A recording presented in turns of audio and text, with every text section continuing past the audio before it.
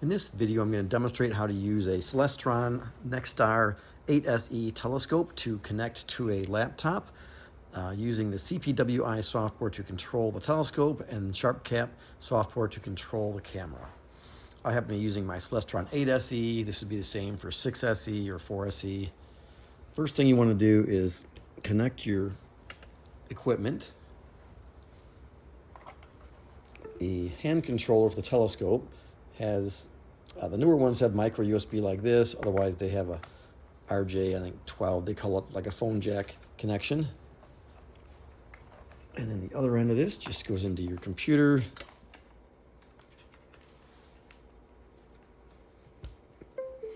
And I also have the camera connected to the back just using a USB cable, and it's also plugged into the computer. So then I will turn this on so it's powered up,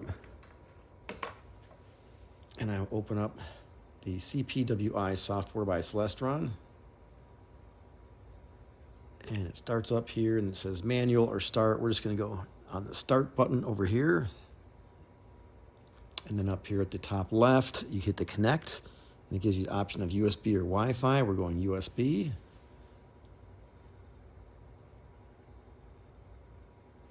And it found the NexStar SE, and it gives you different options here: manual alignment, star sense, last alignment, load alignment. So we're just going to go ahead and do manual alignment, and then up here it says alt as or wedge, and we're not on a wedge, so it's alt as.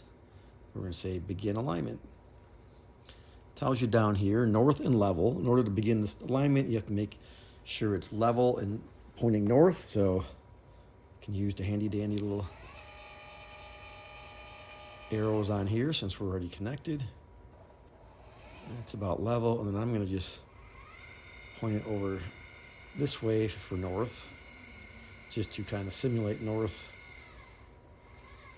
down here in the house. And then you down here you say very bottom, you say ready. It says select target, so it's going to give you a sky map up here with different targets. The ones that are in green are kind of the suggested ones they give you. And we'll see if we can zoom out a little more. I'm going to go to Polaris. It lets me choose it. And then down here it says go to Polaris. So you want to choose what you want to use and then go to it. And since we were pointed somewhat north, it should pretty much just go up to Polaris. And then when it gets there, it's saying go to in progress. They'll then say center target. So you would use these little arrow keys here to kind of tweak looking through your finder. Say centered, and then select a different target. We'll come over here and pick that one and say go to.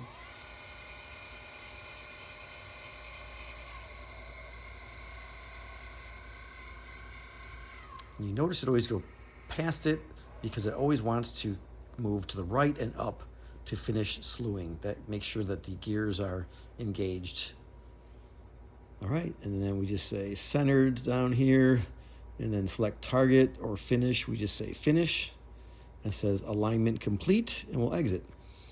So now we can go to any other object, come over here to this star, say go to.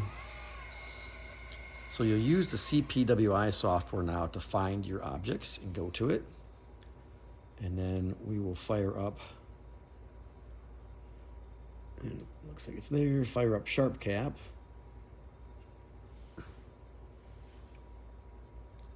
And cameras shows my ZW ASI 678, which is the camera I have on the back here. And we'll connect to that.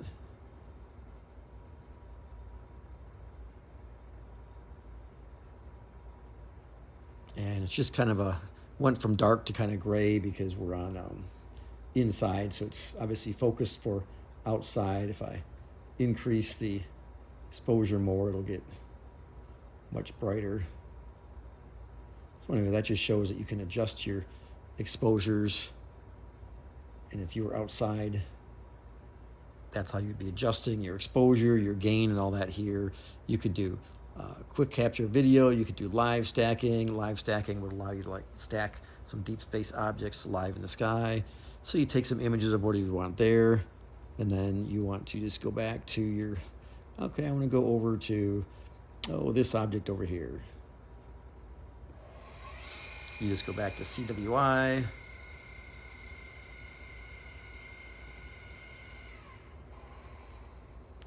And it will go to that object.